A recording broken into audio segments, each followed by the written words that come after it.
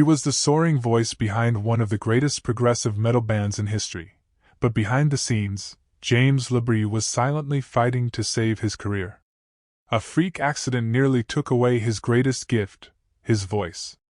What really happened to James LaBrie will leave you stunned, and his comeback will leave you inspired. Welcome back. Today we take a powerful, emotional deep dive into the untold story of James LaBrie, the legendary frontman of Dream Theater. Known for his extraordinary vocal range and commanding stage presence, LaBrie helped elevate Dream Theater into the pantheon of progressive metal legends. But while the band scaled the heights of musical achievement, James's personal journey was marked by a devastating twist that almost ended it all. LaBrie joined Dream Theater in 1991, and his arrival electrified the band's evolving sound. With albums like Images and Words and Metropolis PT2, Scenes from a Memory, his voice added emotional weight and technical brilliance to Dream Theater's complex compositions. He was a vocal powerhouse, effortlessly shifting from delicate harmonies to thunderous high notes that became a signature of the band's identity. But in 1994, everything changed. While vacationing in Cuba, LaBrie contracted severe food poisoning. The illness escalated quickly, triggering violent vomiting that resulted in a traumatic vocal cord rupture, an injury so serious, doctors warned him it could permanently damage his ability to sing. For any artist, especially one whose entire identity is rooted in their voice, this was a devastating blow. But LaBrie, unwilling to let his band down, returned to the stage far too soon. He pushed through the pain, hoping he could will his voice back into shape. Instead, the result was years of vocal instability, emotional turmoil, and brutal public scrutiny. Fans noticed the difference. Some showed empathy, others less so.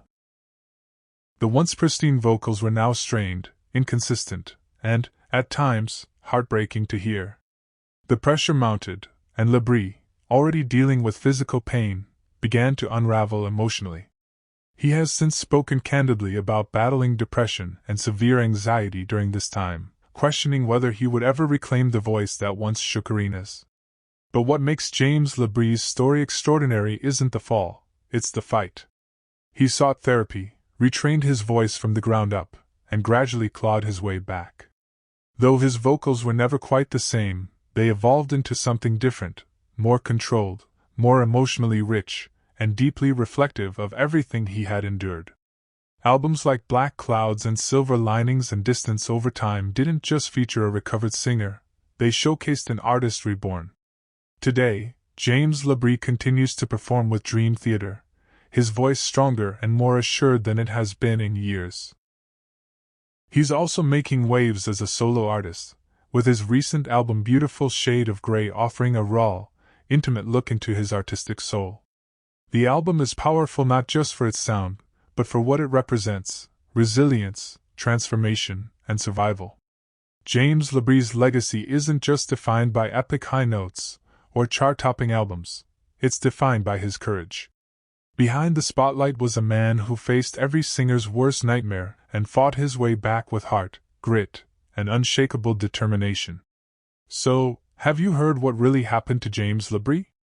It's a story of injury, perseverance, and quiet strength, a powerful reminder that even the most gifted artists can be broken, but true greatness is found in those who keep going.